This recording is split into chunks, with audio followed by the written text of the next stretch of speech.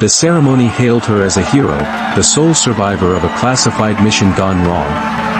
But when the Admiral pinned the Navy Cross to her chest, she leaned in and whispered, "Sir, this honor was bought with a lie."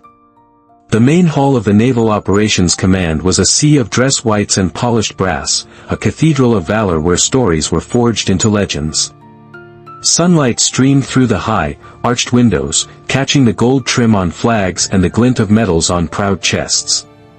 The air hummed with a carefully orchestrated reverence. Today, they were honoring heroes.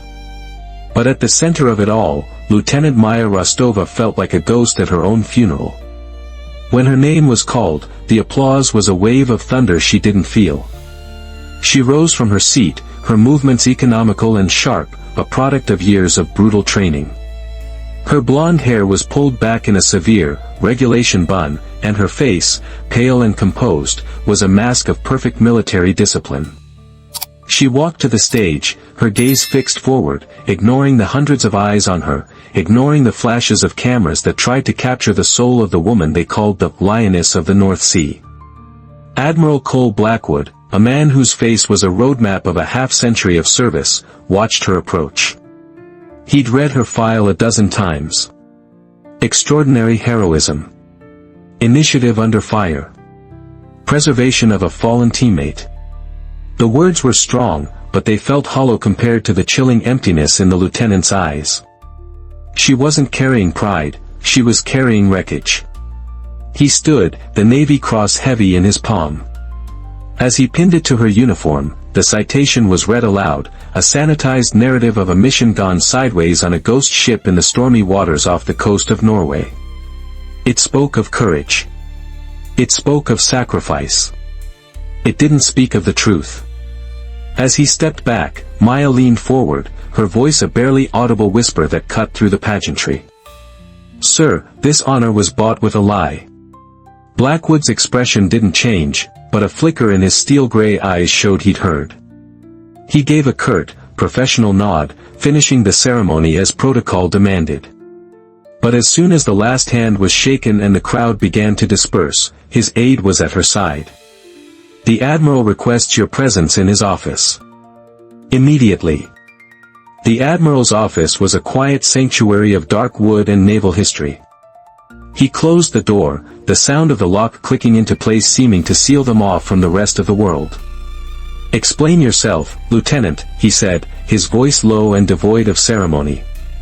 Maya stood at parade rest, her posture unwavering. "The official report is a fabrication, sir. We weren't ambushed by insurgents. We were executed by our own technology. That mission wasn't a failure. It was a field test." Blackwood stared at her, his jaw tight. "That is a grave accusation." "It's a grave reality," she replied, her voice cracking for the first time. "And this medal," she gestured to the cross on her chest, "doesn't honor the men I lost. It covers up their murder. It makes me sick." The memory was a storm that never ended. It lived in the back of her mind, a constant squall of wind, freezing spray, and the metallic taste of fear. The mission briefing had been deceptively simple: board the Odessa Star, a derelict freighter flagged for carrying illicit weapons, and neutralize the threat. Clandestine, fast, and quiet. As their SEAL team fast-roped onto the slick, rusted deck under the cover of a raging North Sea gale, the silence was the first thing that felt wrong. No engine hum, no creaking hull, no human chatter. Just the howl of the wind and the crash of waves against steel. The ship was dead in the water, a true ghost ship.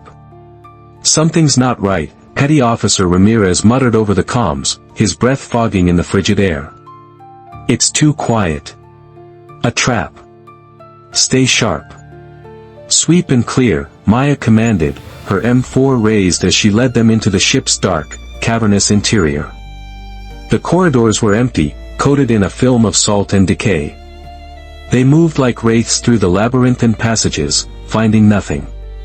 No crew, no weapons, no cargo. Just empty space. They reached the engine room, a massive chamber of silent machinery. "Command, this is Rostova." The vessel is clean. I repeat, the vessel is clean. There's nothing here. The reply from their handler was clipped. Hold your position, Lieutenant. Stand by. That's when the trap sprung. It wasn't a bomb. It was worse. From hidden compartments in the walls and ceiling, a swarm of sleek, black drones descended. They were unlike anything she'd ever seen, not commercial models, not standard military issue. They were silent, fast, and armed with advanced energy pulse cannons and micromissiles. They moved with a predatory, coordinated intelligence, boxing the team in. Contact. Hostile drones. Open fire. Maya screamed, but it was too late. The air erupted in a storm of light and sound. Blue energy bolts tore through the metal catwalks. Micromissiles detonated with surgical precision.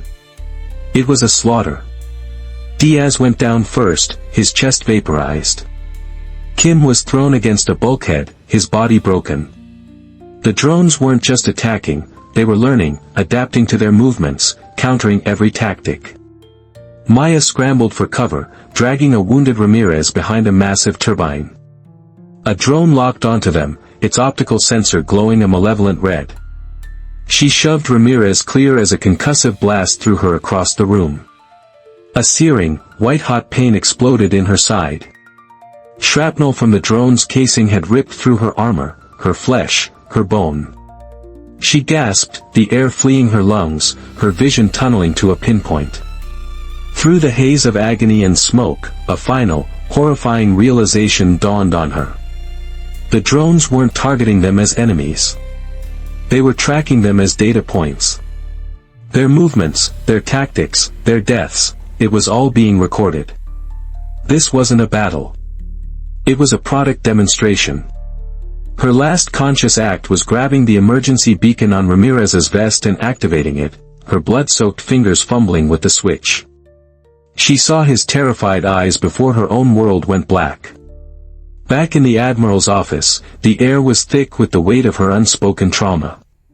Admiral Blackwood hadn't moved.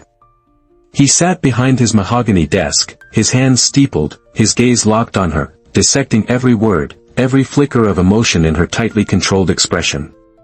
He had sent men and women on countless missions. He had signed letters to their families. He had seen the cost of war. But what she was describing was not war. It was something colder, more profane. You're telling me a private contractor used a Navy SEAL team as live bait to test their new hardware? He asked, his voice a low growl. Yes, sir, Maya said. And someone in this command sanctioned it. The Admiral stood and walked to the window, looking out at the naval yard where destroyers sat like sleeping giants. The official record states your team was ambushed by a previously unknown terrorist cell using advanced drone technology. It says you single-handedly fought them off and saved Petty Officer Ramirez. Maya let out a short, bitter laugh. Ramirez died on the medevac helicopter, sir. He bled out an hour after they pulled us from the water. The story needed a survivor. I was the one who was still breathing. She paused, her composure finally beginning to fray. They gave me a medal for surviving my own execution. Blackwood turned back to face her, his eyes filled with a storm of his own. I need proof, Lieutenant. Not just a story. I need something undeniable. Maya's gaze hardened. For a long moment, she said nothing. Then, with a quiet resolve that was more powerful than any shout, she took a step forward. You want proof, Admiral? I'll give you proof. Her hands, steady and deliberate, moved to the front of her immaculate dress blue jacket. She unfastened the golden buttons one by one. Then, she reached for the hem of her white undershirt. She didn't flinch. She didn't cry. Her eyes never left his as she raised the shirt just high enough to expose her right side. And the Admiral fell silent. It wasn't a clean scar from a bullet or a knife. It was a brutal landscape of ruined flesh. A web of thick, keloid ridges crisscrossed her ribs, the skin a discolored tapestry of pink, white, and angry purple. It was the mark of shrapnel tearing through her body, of battlefield surgery performed in the dirt and chaos, of a body that had been ripped apart and crudely stitched back together. It was a testament to unimaginable pain. He took a step closer, his breath catching in his throat. He had seen the wounds of war his entire life. But this was different. This was a brand. The mark of a profound betrayal, etched permanently into her skin.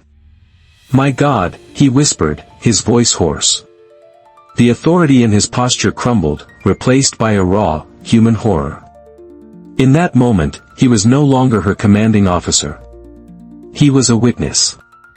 "They couldn't get all the fragments out," Maya said, her voice flat, devoid of self-pity. "Too close to the lung. So I live with them." She let the shirt fall back into place. "That, Admiral, is my proof. It's what I carry every single day." The Admiral's shock hardened into a cold, diamond-hard fury. The scar had changed everything. It was no longer an accusation, it was a fact.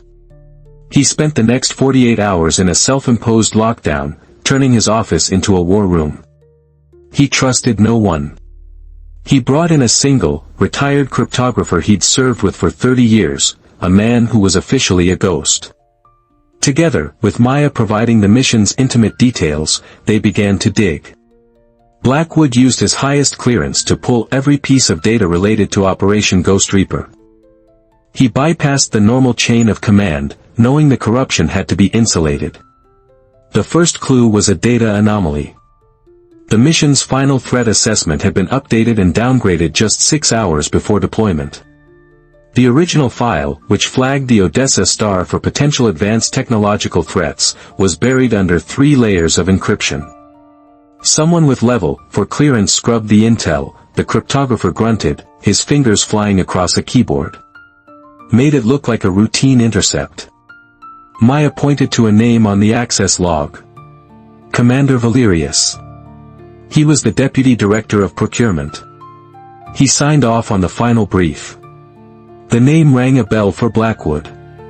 Valerius was a fast riser, known for championing partnerships with private defense contractors. The biggest of which was a firm called Aegis Maritime Solutions. They were the pioneers in autonomous combat drone technology.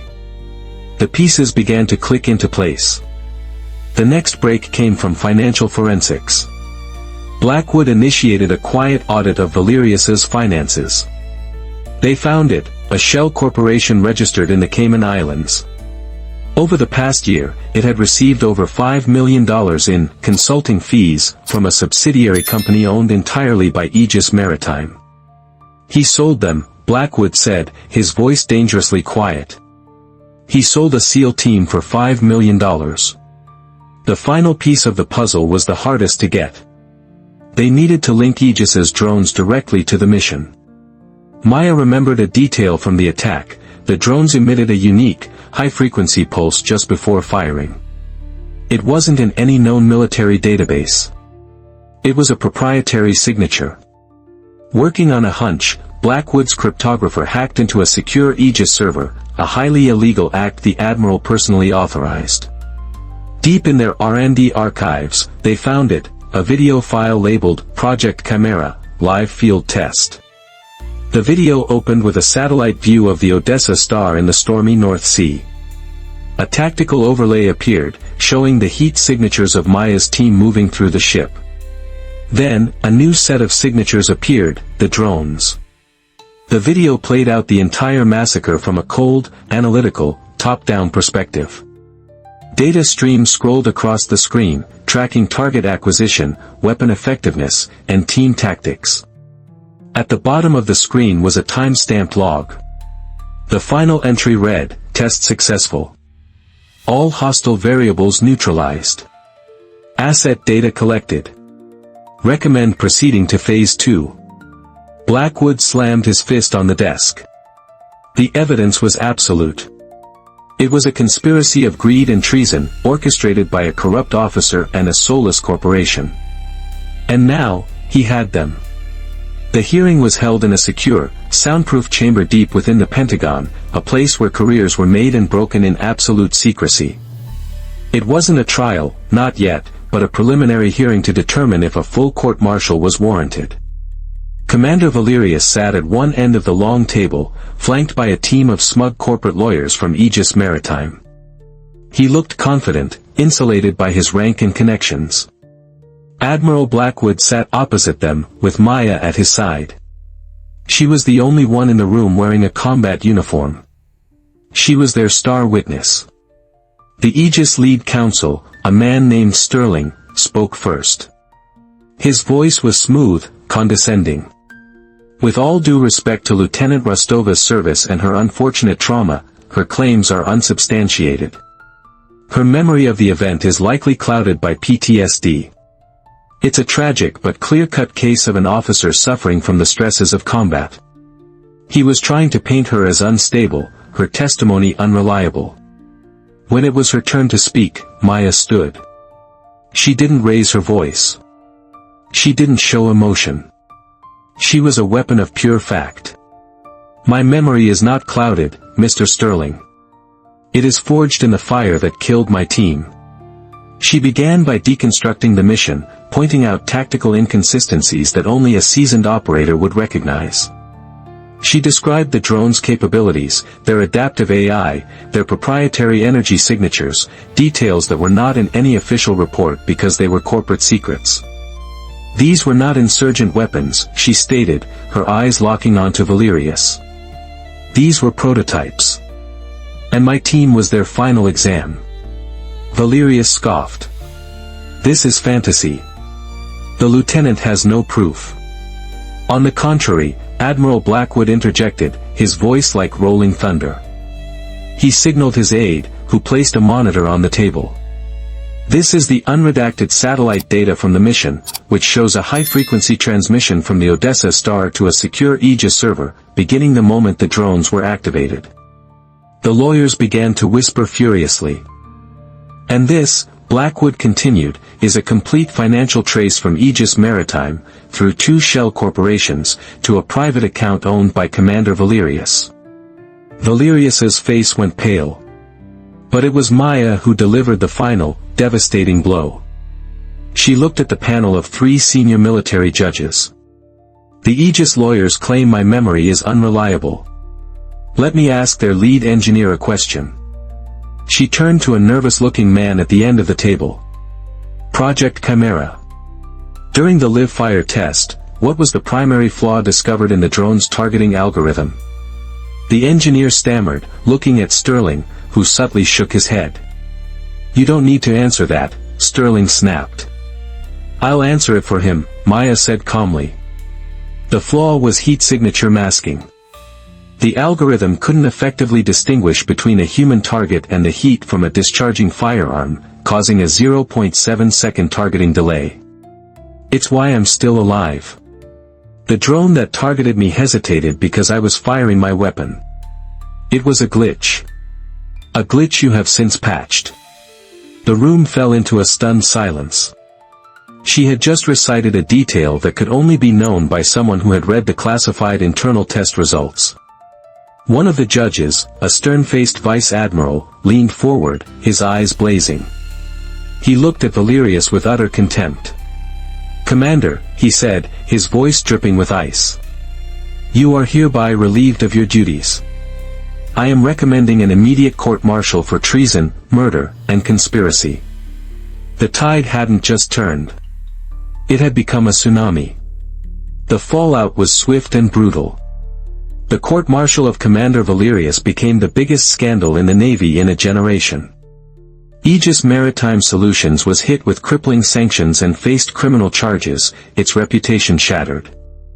The truth, once buried at sea, had been brought to the surface.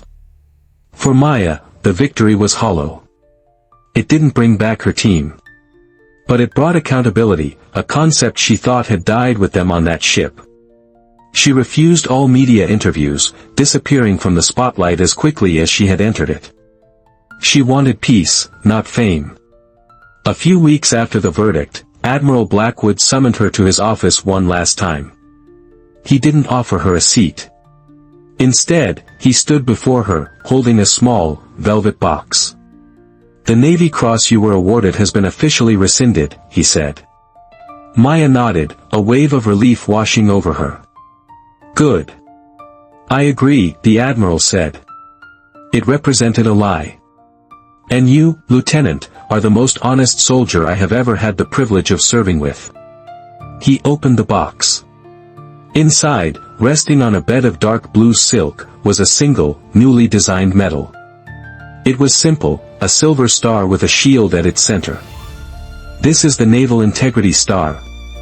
It's the first one ever minted. It's not for valor in combat. It's for courage in the face of deceit. It's for speaking truth to power, no matter the cost." He pinned it to her chest. There were no cameras, no applause. Just a moment of profound, shared respect. Her fight, however, was not over. The scandal had exposed a deep flaw in the system. In response, the Department of the Navy established a new oversight committee to review all private-public military partnerships. They named it the Rostova Doctrine, and they asked her to be its first active duty advisor. She accepted. Her new battlefield would be conference rooms and policy briefings. Her new weapon would be her voice. Months later, Maya stood before a class of new recruits at the Naval Academy. She wore her uniform, the single silver star gleaming on her chest. She didn't talk to them about glory or honor in the way they expected. She talked about the weight of silence. "You will be asked to fight for your country," she told them, her voice steady and clear. "But you must also be prepared to fight for its conscience. There will be times when you are told to stand down, to stay quiet, to accept the official story. Your greatest test will not be facing the enemy in front of you, but the one who may be standing beside you." She paused, her hand unconsciously drifting to her side, to the permanent reminder of her own test. The scars still ached on cold days, a dull throb that was now more a memory than a pain. They were a part of her, a map of her journey. "Your integrity is your most valuable weapon," she finished. "Do not ever surrender it." As she looked out at the sea of young, hopeful faces, she knew her story had become more than just her own. It was a warning, a lesson, and a promise. A promise that even in the darkest of storms, a single voice, speaking a hard truth, could be a beacon powerful enough to guide the entire fleet home. This story is a testament to the idea that true courage isn't just about facing fire, but about speaking truth when everyone else is silent. What does integrity mean to you in your own life? Share your thoughts in the comments below. Let's have a conversation, and as always, please comment with respect. Your voice matters. Don't forget to like and subscribe for more stories that need to be told.